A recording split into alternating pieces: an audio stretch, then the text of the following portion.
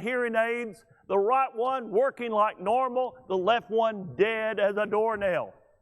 So I've got one in and one at the house and kind of off balance a little bit today. So please, please bear with me.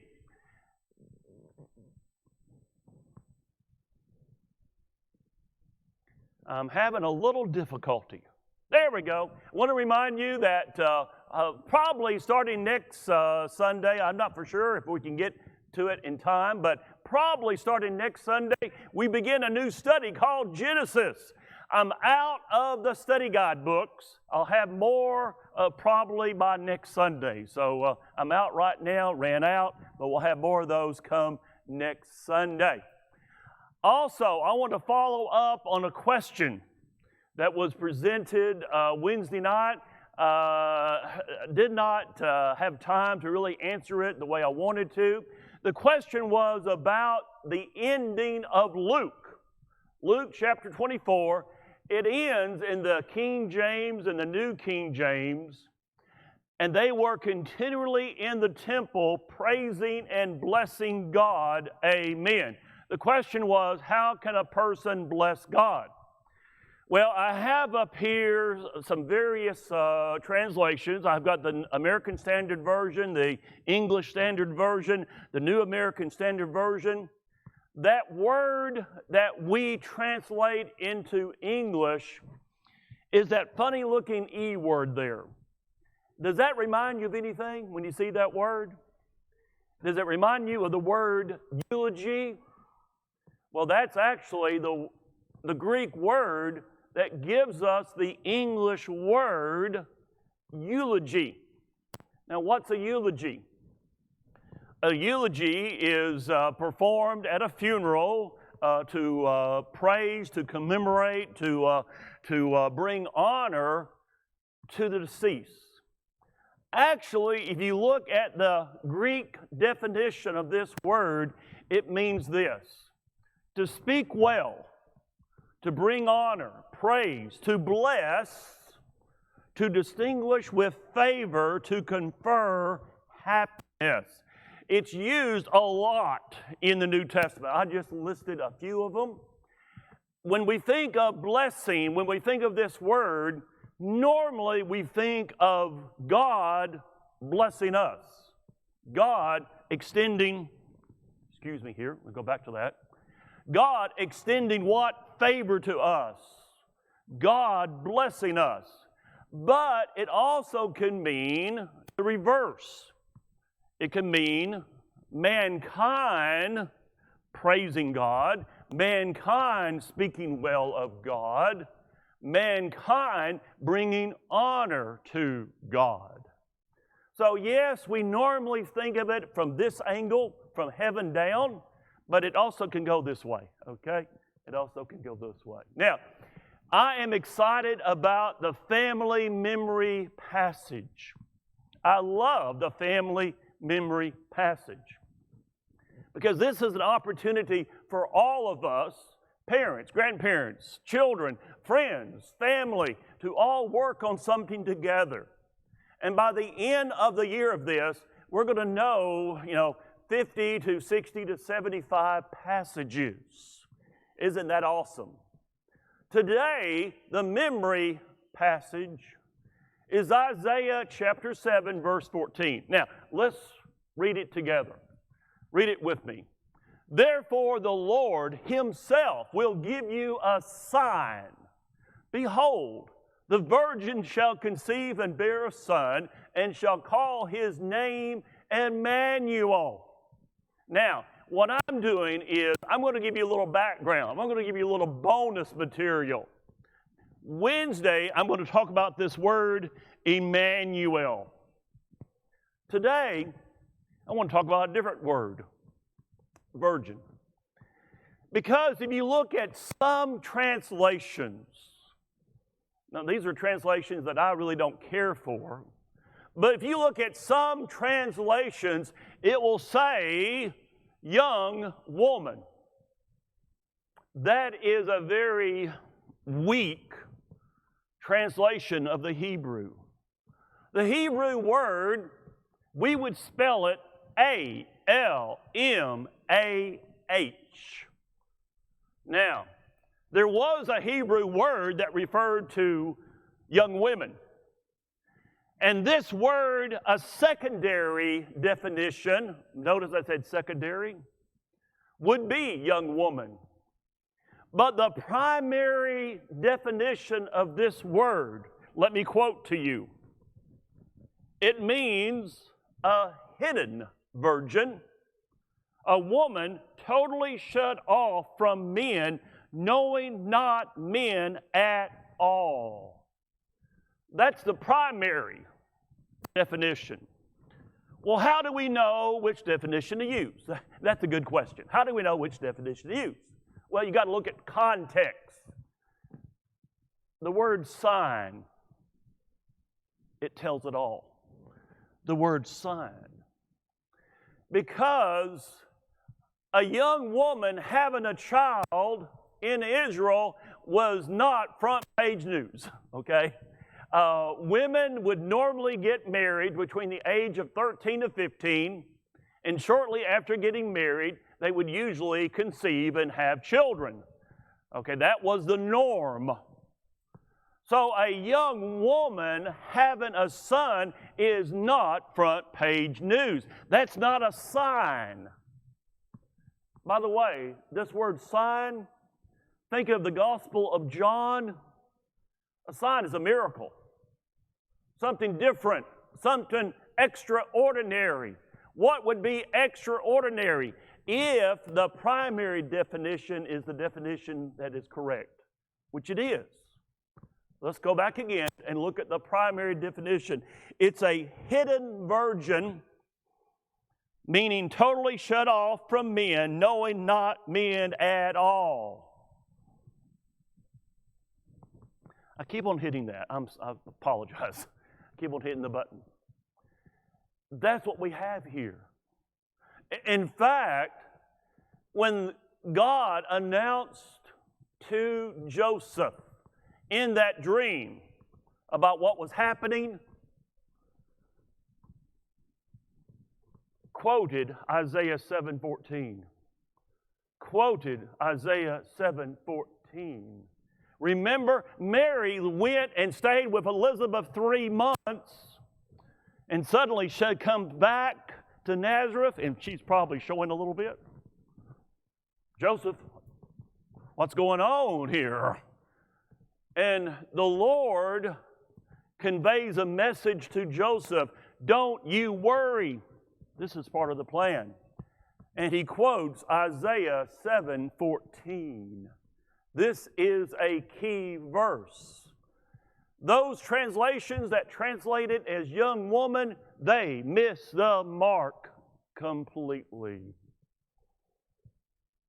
The virgin birth of Jesus was exactly that, a virgin birth.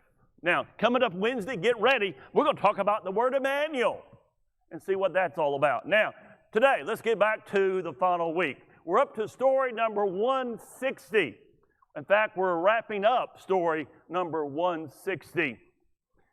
We're going to be talking about the appearance to 7 disciples while fishing. Isn't it interesting, the number 7? What does the number 7 tell us? Perfection, completeness. We've got 7 of his disciples, and they decide to go fishing. Now, let's look at John. With me to John chapter 20. Before we look at chapter 21, look at chapter 20. Look at verse 30. And truly, Jesus did many other signs, that word means miracles, in the presence of his disciples, which are not written in this book, but these are written. Why, John, did you write them? That you may believe that Jesus is the Christ, the Son of God, and that believing you may have life in his name. John could have ended his gospel account right there, and Jim, that would have been a good ending. That would have been a very proper ending.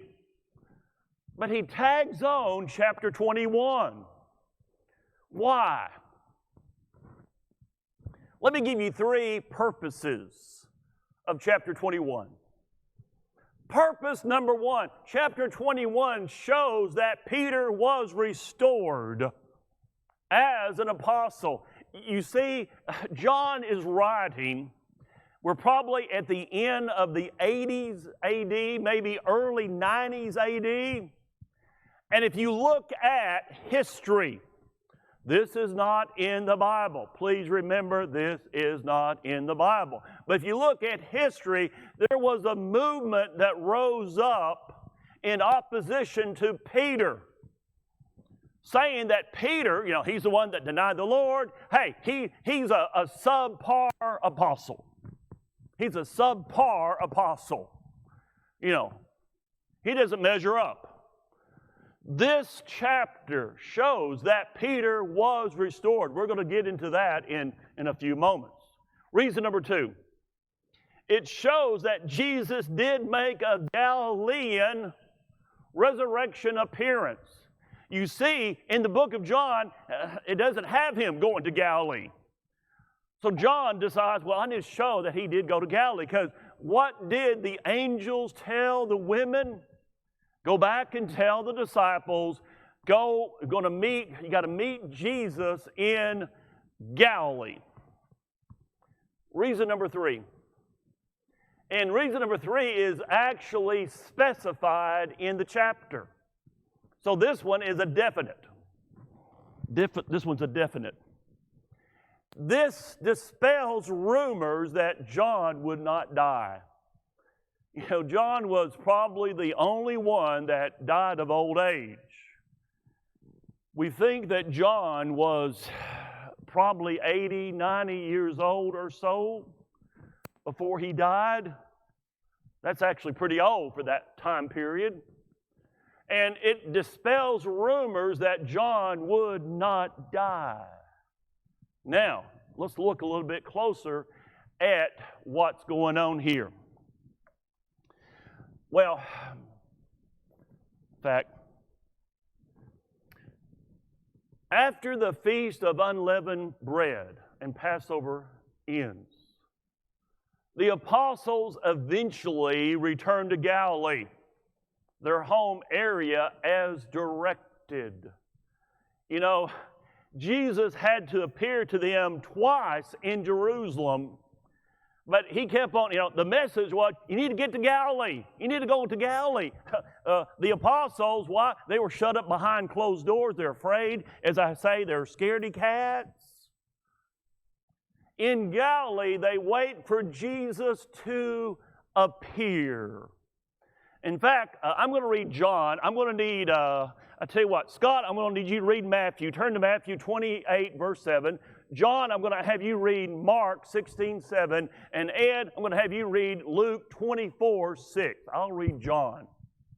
First, let's look at Matthew 28, verse 7. If you're watching on Facebook, please turn to Matthew 28, verse 7. Scott, if you don't mind, go ahead and stand up and read Matthew chapter 28, verse 7.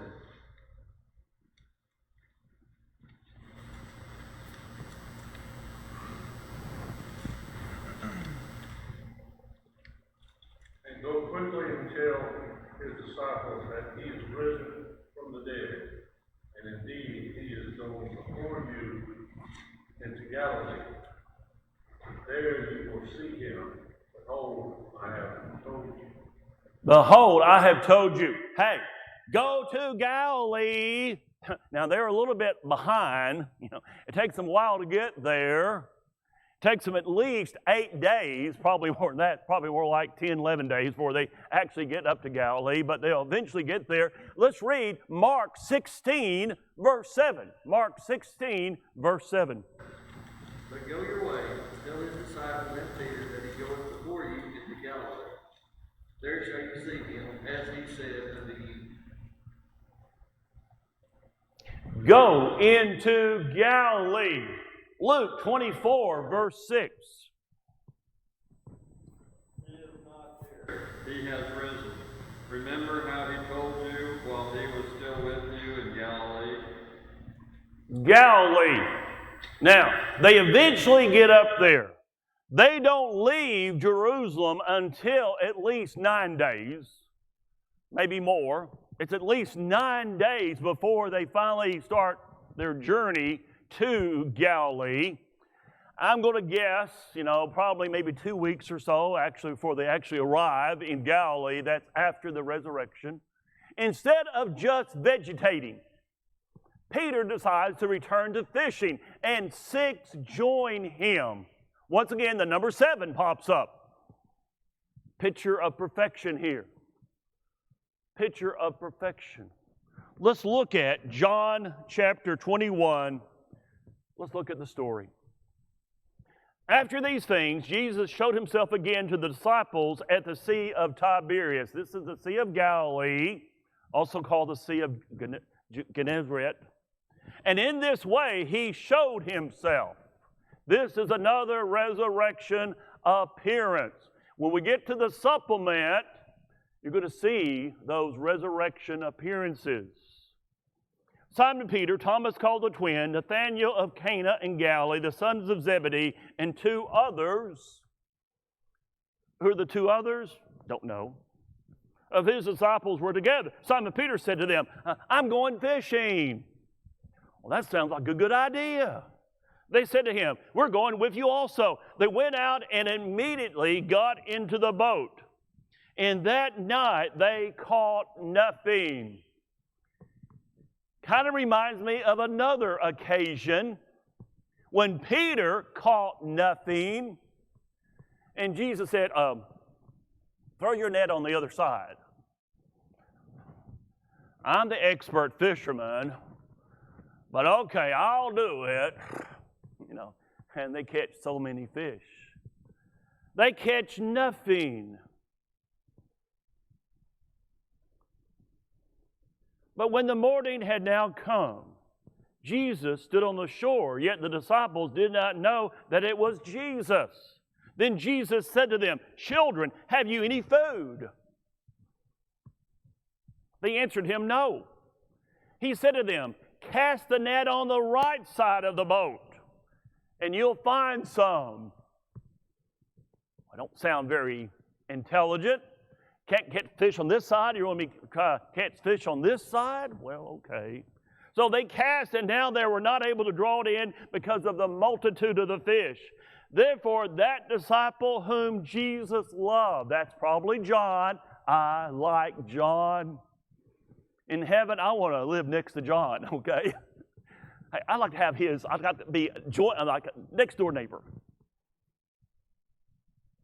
He said to Peter, it's the Lord. Now, when Simon Peter heard that it was the Lord, he put on his outer garment, for he had removed it and plunged into the sea.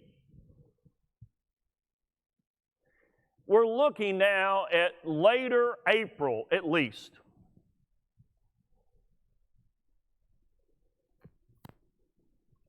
He puts on his outer garment. Why?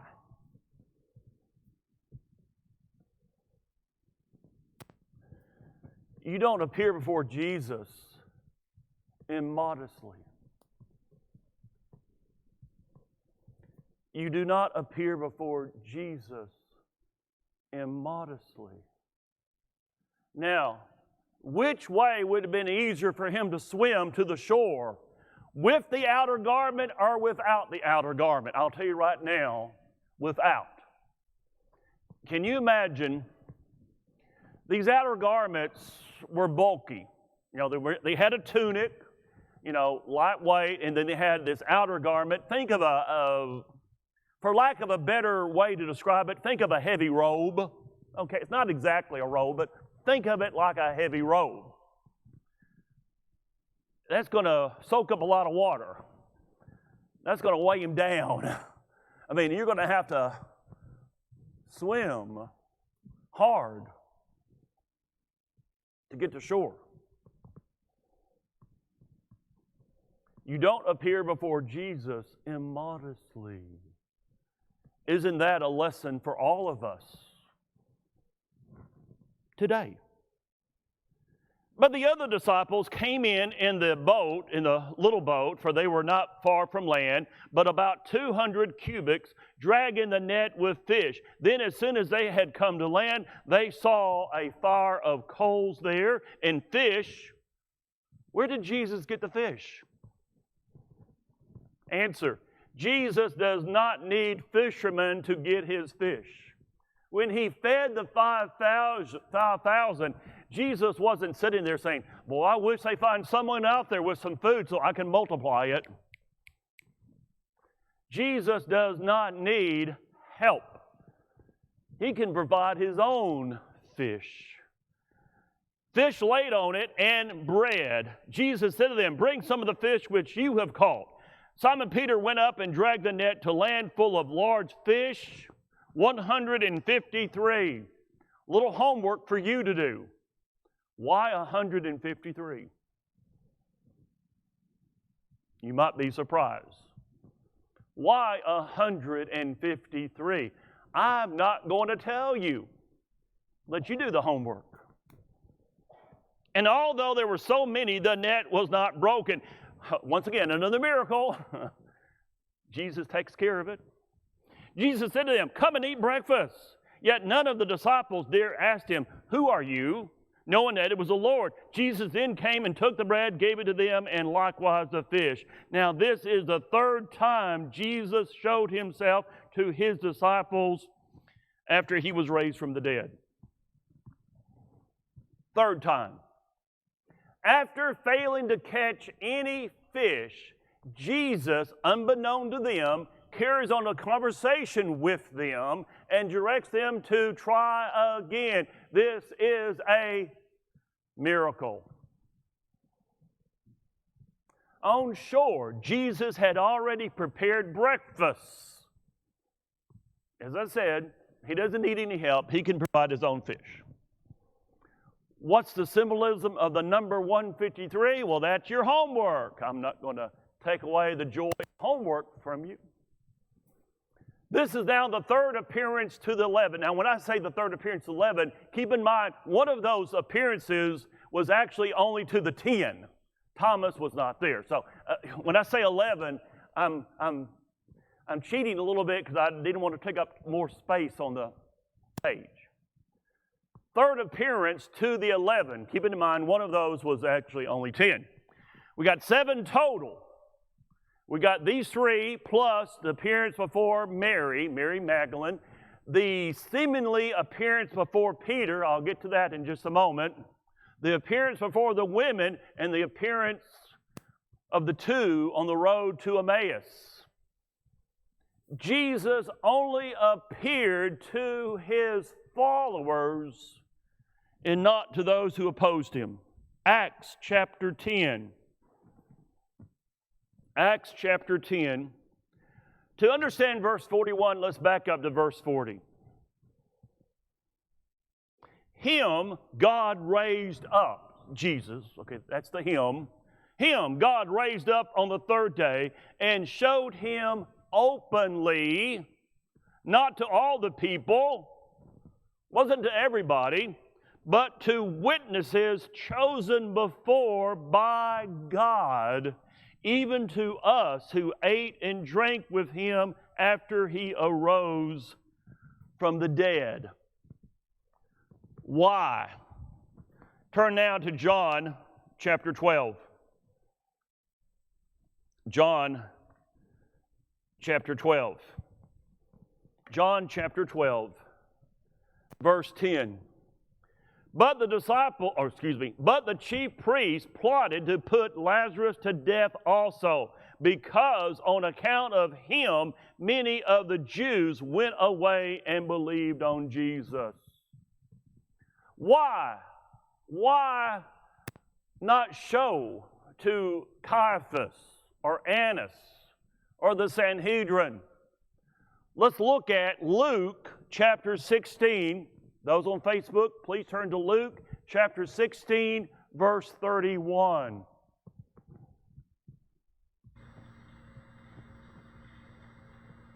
Luke chapter 16, we're going to read verse 31. This is The rich man and Lazarus. Let's go ahead and read that.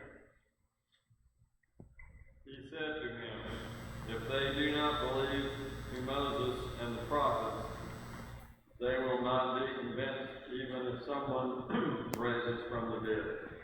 Jesus fulfilled prophecy. Jesus did miracles. There was plenty of reason to believe in Jesus. And if Jesus was to pop up in front of Caiaphas, he's not going to believe. Why waste his valuable time? So he does it. How does Jesus restore Peter? Well, that's an interesting story. How does Jesus restore Peter? Let's go back. This is actually on your, I believe, on your outline, on your study guide. Let's look at this a little bit, okay? Let's look at this. John chapter 20. John chapter 21, verse 15. Notice on your study guide the different words that are used here. Notice on your study guide the different words that are used here. So when they had eaten breakfast, Jesus said to Simon Peter, Simon, son of Jonah, do you love me more than these? Notice on your study guide how Jesus phrases this. Notice how Peter responds. He said to him, yes, Lord, you know that I love you. Once again, look at your study guide. How did Peter respond? A little bit different. He said to him, feed my lambs. He said to him again a second time, Simon, son of Jonah, do you love me? He said to him, yes, Lord, you know that I love you. Once again, look at your study guide. A different word. Peter and Jesus are talking here. Tend my sheep. He said to him a third time. How many times did Peter deny Jesus? 3 times.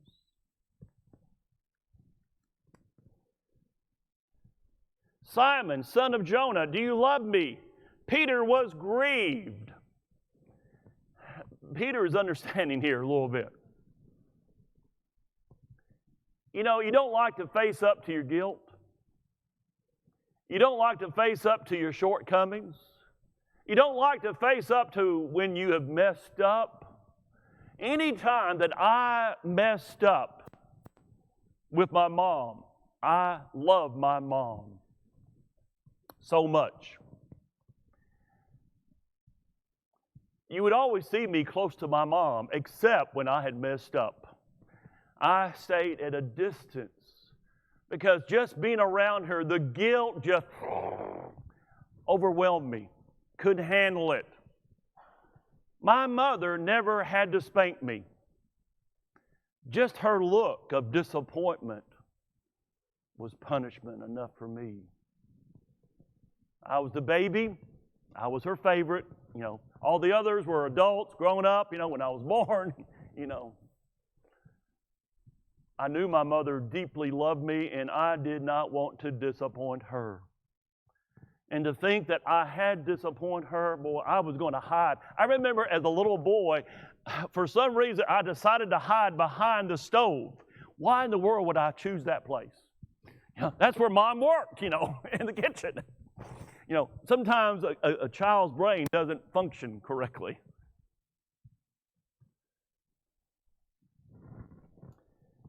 He said to him, Lord, you know all things.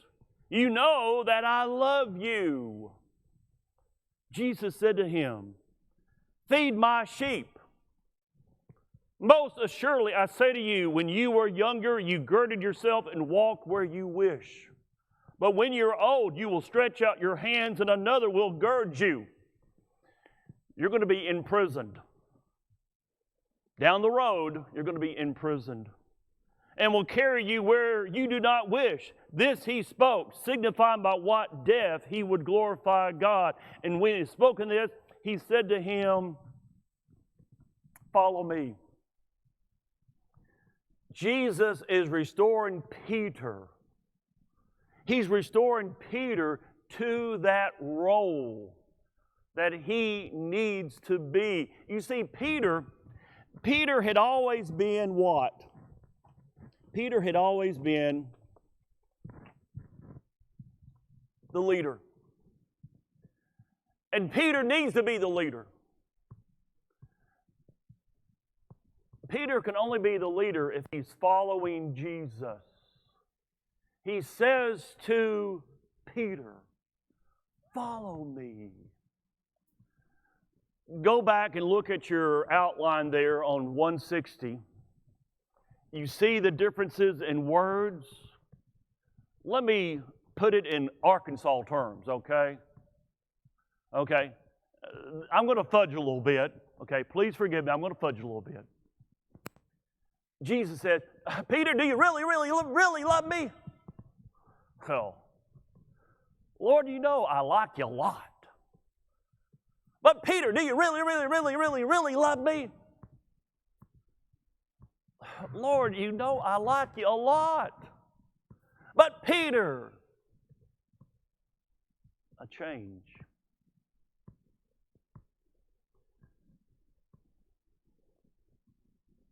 Peter understands. It hits Peter. It's like my mother looking at me when I had disappointed her, and I can see Peter just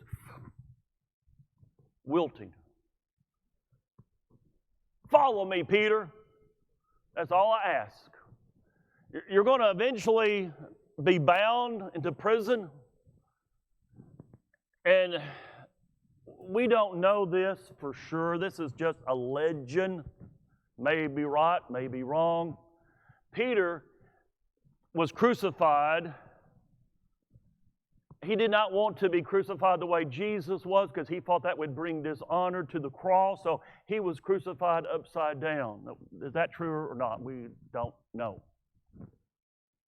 But Peter died, to the best of our knowledge, for his faith as a true leader in the church. Now, got one more thing, third purpose. Then Peter turned around, saw the disciple whom Jesus loved following, who also had leaned on his breast at the supper and said, Lord, who is the one who betrays you? Peter, seeing him, said to Jesus, but Lord, what about this man?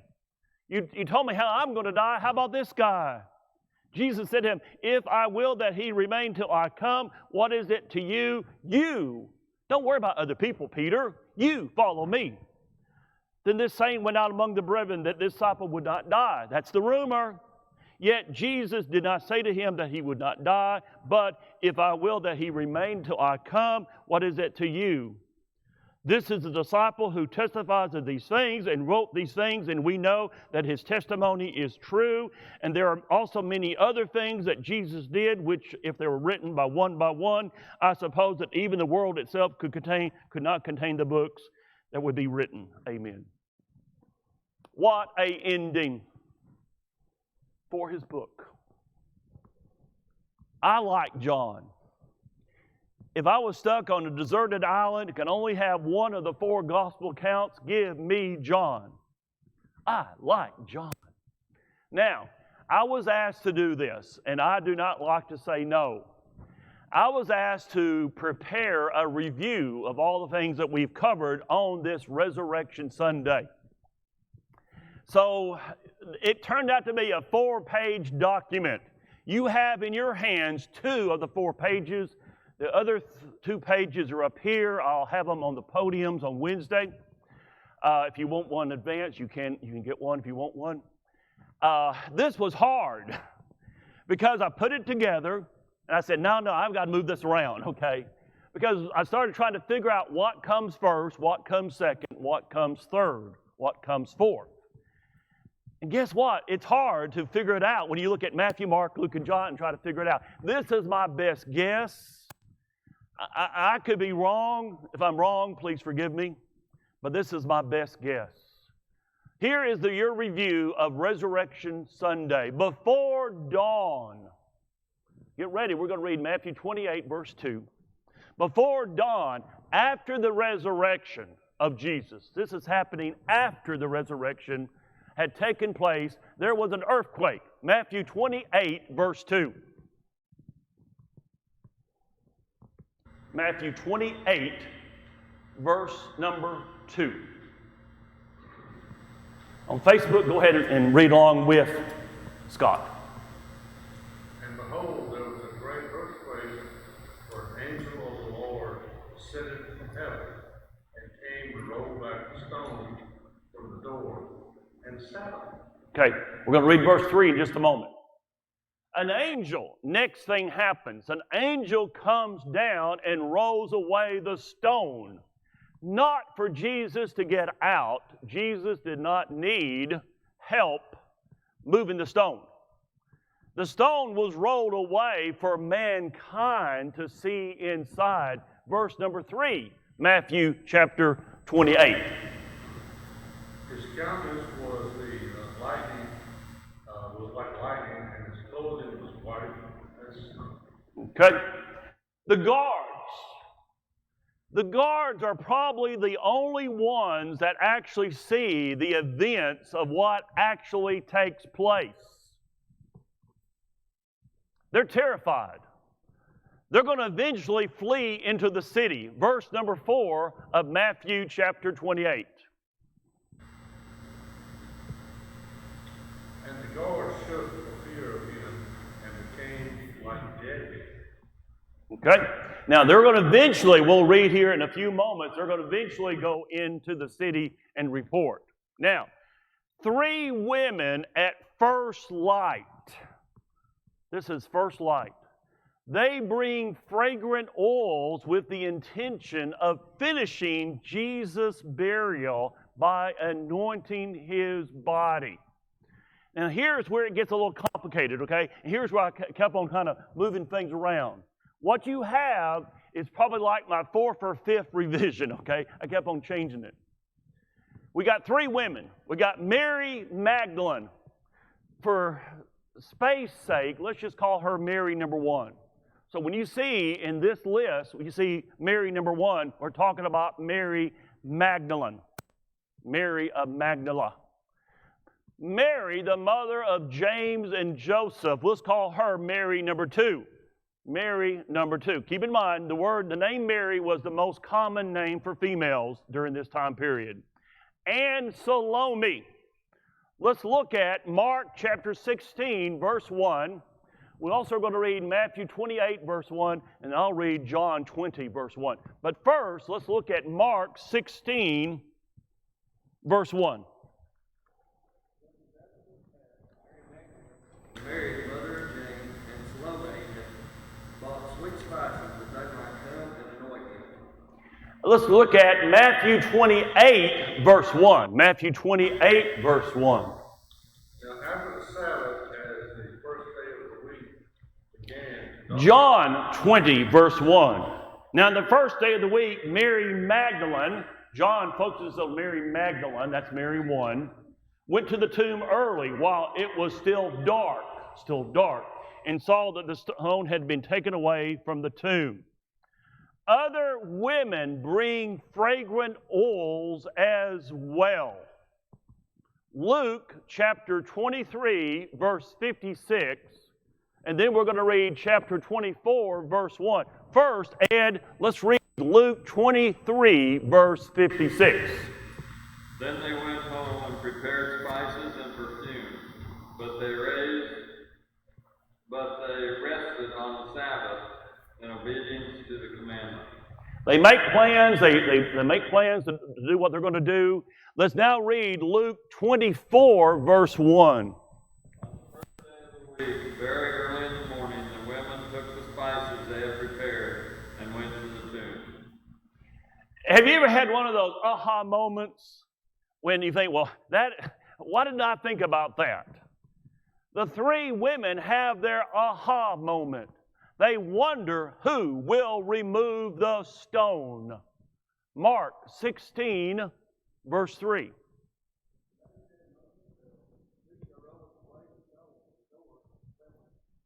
And the three women find the stone rolled away. Mark 16, verse 4.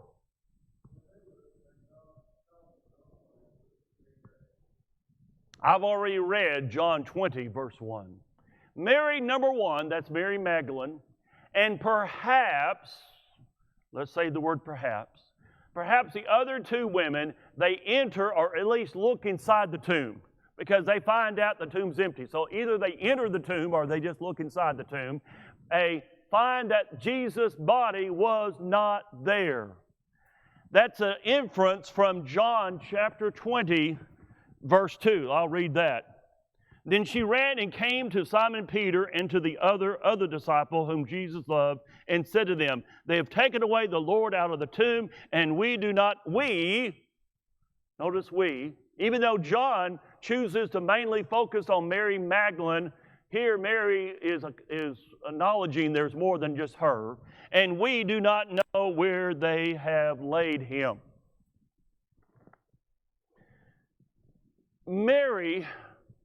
Mary, number one, immediately returns to the city and tells Peter and John that Jesus' body is not in the tomb. Meanwhile, back at the tomb, okay, Mary Magdalene is back where the apostles are gathered in the city. Meanwhile, Mary number two, and Salome, they see an angel inside the tomb. Mark 16, verse 5.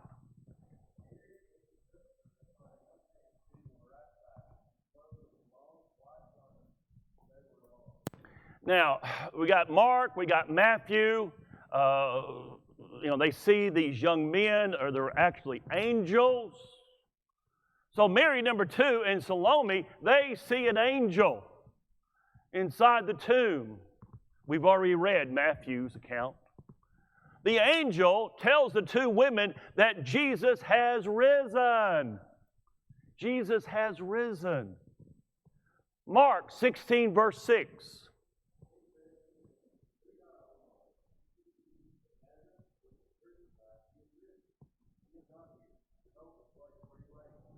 He's not here.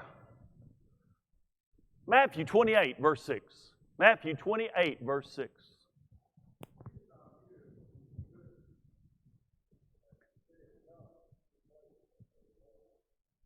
The angel directs the women to tell the disciples, specifically Peter. Mark 16, verse 7.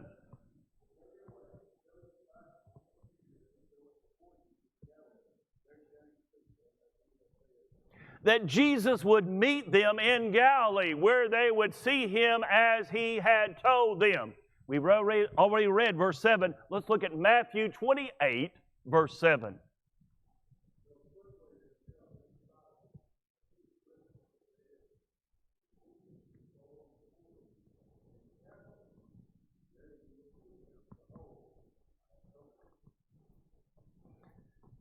They're told, go to Galilee.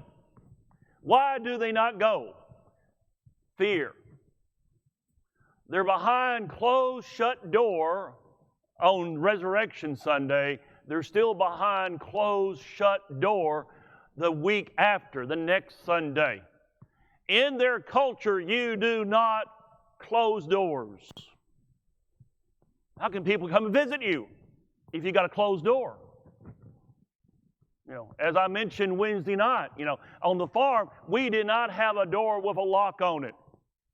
Our screen door had a hook in case the wind was blowing so hard that, wind would pop open the screen door. We would hook the screen door to keep that from happening. But we didn't have a key to the house. Mom would say, if you lock your door, how can people come and visit you and wait for you? Okay.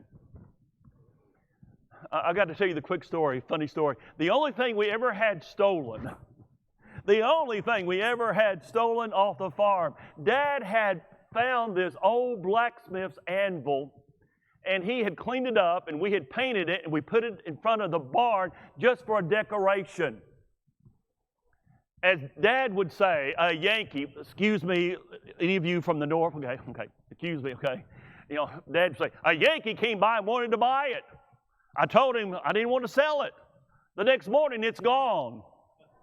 That Yankee. Excuse me if you're from the north, okay. Only thing we ever had stolen.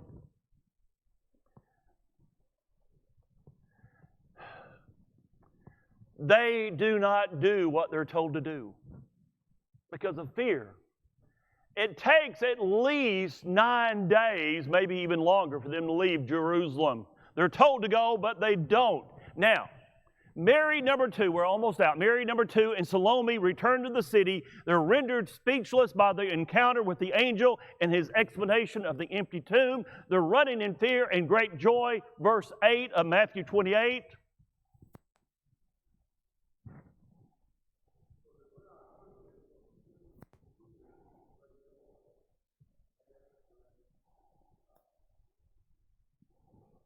And then let's also read Mark 16, verse 8, and then I've got one question, and then the class is yours.